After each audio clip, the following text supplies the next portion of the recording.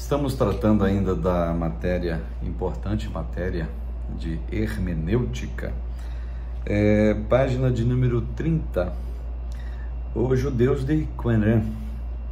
Esse grupo ficou conhecido por adotar o estilo de interpretação Pesher, que significa explicação.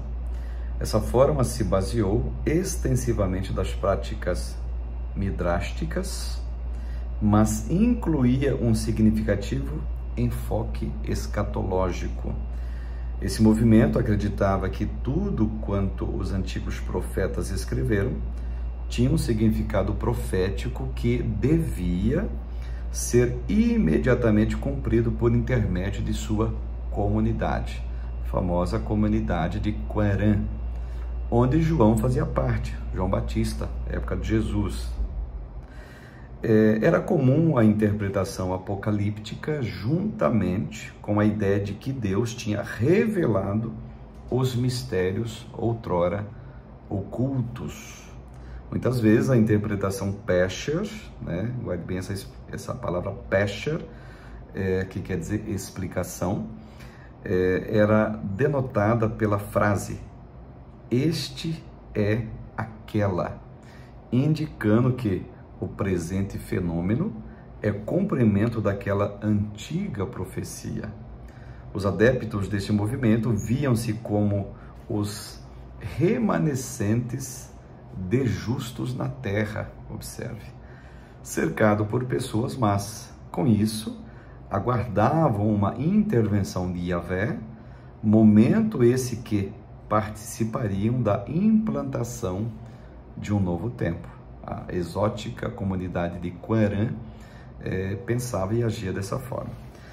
E depois dessas questões todas que analisamos em vídeos anteriores, página de número 31, aqui uma questão para nossa reflexão pessoal. Bom, nesse capítulo, nesse vídeo, ou nestes vídeos, observamos o cuidado que o leitor deve tomar ao ler os textos sagrados. A história mostra que desde os primeiros leitores havia a preocupação de extrair o sentido exato intencionado pelos escritores. Considerando a importância da hermenêutica bíblica na história do povo de Deus, como podemos avaliar o interesse pela correta interpretação das escrituras por parte dos atuais leitores das escrituras sagradas? E fica aquela velha máxima de Jesus Cristo, não é verdade? Errais por não conhecer as Escrituras e nem o poder de Deus. Vamos pensar seriamente acerca dessa máxima do Senhor, que não deixa de ser por assim dizer, incentivo hermenêutico para uma correta, uma fidedigna interpretação das Sagradas Letras. Capítulo de número 3, página de número 33 também, a interpretação das Escrituras no Novo Testamento. Bom, quando lemos o Novo Testamento, percebemos um novo cenário, lógico. O Antigo Testamento foi escrito em hebraico e aramaico e teve como ênfase a relação dos hebreus com Yahvé. Já os livros neotestamentários foram escritos em grego e marcados com um público misto de judeus e gentios. Mesmo observando essas distinções, não podemos negar a continuidade no Novo Testamento do que havia sido escrito no Antigo Testamento.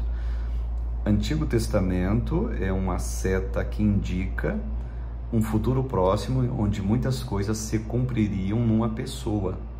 Hermeneuticamente falando, estou falando de Jesus. Então, nesse sentido, hermeneuticamente falando, o Novo Testamento, ele é tudo aquilo que ao Antigo Testamento não havia se cumprido, mas na visão, digamos, neotestamentária, os fatos que eram apontados ali na Antiga Aliança, agora estão acontecendo, principalmente no entorno, na envolta desta pessoa, que no caso é o Senhor Jesus Cristo. Sempre tendo em mente aquilo que nós já citamos em vídeos anteriores. A maior regra da hermenêutica é que a Bíblia interpreta a Bíblia.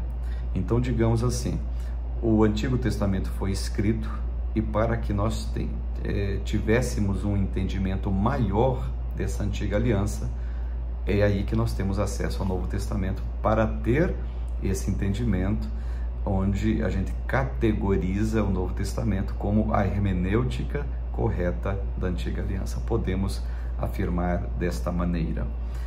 A presença do Antigo Testamento no Novo Testamento, que é justamente isso que eu estou aqui preambulando a dizer para todos vocês.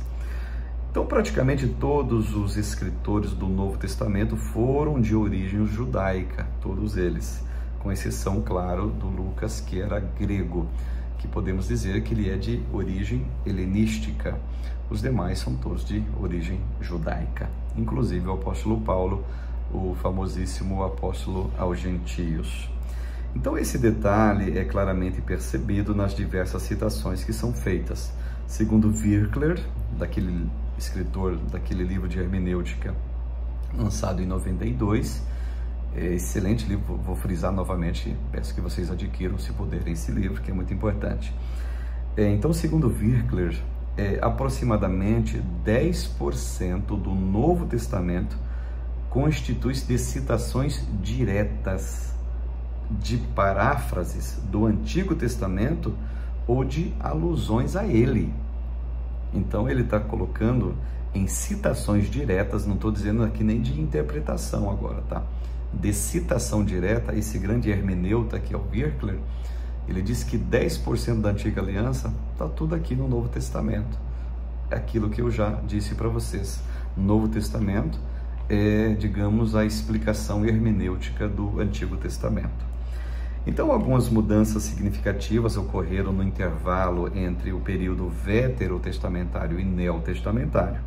As subdivisões dos grupos religiosos que praticavam o judaísmo, o surgimento das sinagogas, a organização política da Palestina, entre outras, são algumas das modificações que ocorreram nesse espaço de tempo.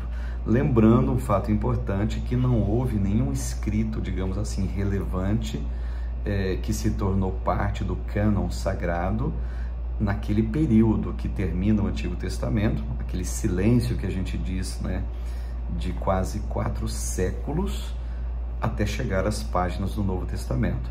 Então, digamos assim, a última figura que aparece lá na Antiga Aliança é Malaquias. A primeira figura que aparece na Nova Aliança é justamente João Batista. Inclusive, no próprio livro de Malaquias, existe uma certa alusão dessa voz profética que surgiria. Como tem uma alusão também no livro do profeta Isaías, capítulo 40, dessa figura profética que surgiria.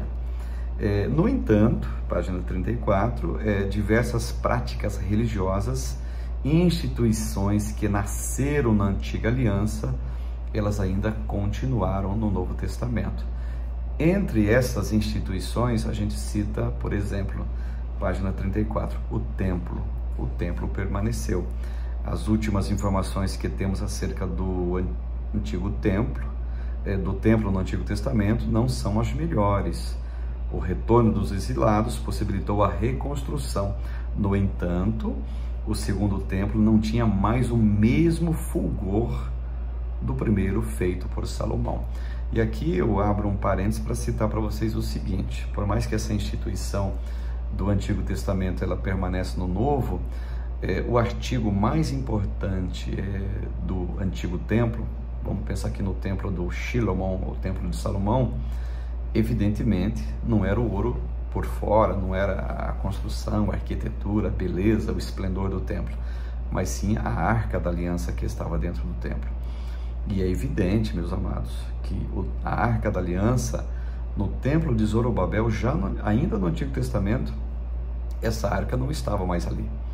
A Arca da Aliança, evidentemente, se não estava no templo de Zorobabel, ela também não estava no templo de Herodes do Novo Testamento. Então a arca desaparece totalmente no templo de Zorobabel e no templo de Herodes. E, inclusive, até citando para vocês, a última menção da Arca da Aliança é Jeremias capítulo 3, justamente no processo de exílio, quando judeus de linha nobre estão sendo levados para a Babilônia e o templo, esse mesmo templo aqui, sendo saqueado. E claro que o artigo mais importante, aquele baú de ouro, ele é levado para a Babilônia e ali, infelizmente, ele desaparece. Então a instituição templo, ela permanece, só que o artigo principal do templo desaparece. Então, quando lemos os escritos do Novo Testamento, observamos que as descrições acerca do templo nos fazem perceber um monumento que causava admiração a todos. Na verdade, Herodes foi o grande responsável por isso. Com a intenção de conquistar a popularidade entre os judeus, ele reformou o segundo templo, de forma que essa instituição constituiu-se num centro agregador de judeus espalhados pelas cidades distantes. Algumas passagens dos evangelhos durante o ministério de Jesus indicam a força religiosa de Jerusalém em virtude do templo. Agora é interessante, não existe nenhuma citação da Arca da Aliança atinente ao templo da época de Jesus no Novo Testamento, por exemplo. E aqui atesto novamente aquilo que eu falei. Na época de Jesus tinha a instituição chamada templo, mas o principal artigo do templo para dar validade a essa instituição, que era a Arca da Aliança, ela não existia mais. E aqui uma lembrança para as instituições templo da atualidade. O que adianta templo com a sua suntuosidade, com a sua riqueza, com a sua nobreza, se não tem aqui, eu abro aspas, Arca da Aliança, que é, de fato, a representação máxima da presença de Deus. E aqui eu estou usando aqui de uma linguagem metafórica, não estou dizendo que aquele baú, ele era aquilo que era Deus presente. Não, aquele baú, a Arca da Aliança, representava Deus presente. E Deus, de fato, no Antigo Testamento, ele se manifestava sobre o propiciatório dessa arca. No Novo Testamento não tem mais, e aqui a lição: não adianta nada ter templo se não ter nada que aluda à presença de Deus nesse templo. Festa dos judeus, ela permaneceu normalmente no Novo Testamento.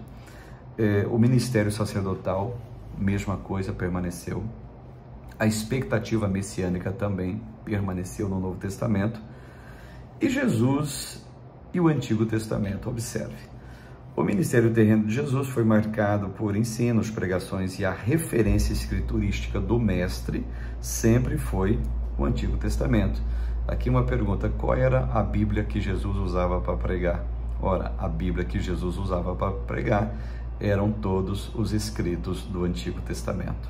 A época de Jesus não tinha nada escrito do Novo Testamento, então, portanto, Jesus sim usava o Antigo Testamento para trazer as suas dissertações, as suas máximas, as suas doutrinas, os seus ensinamentos, readequando a realidade do Evangelho, claro.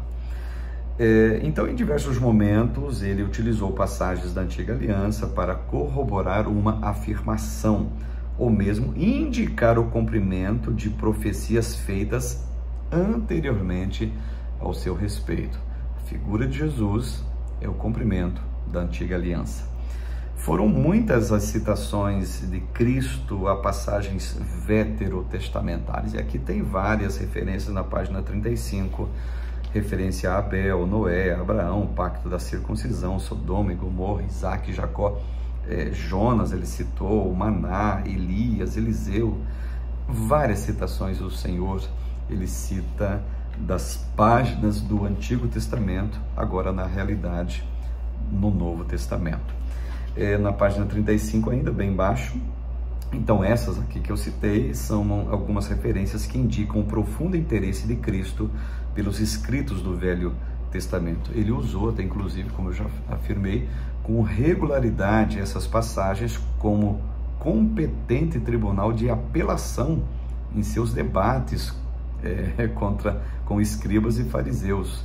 A sua refutação contra eles não era por desvalorizarem as Escrituras, e sim por distorcerem ensinos claros para a sua própria conveniência.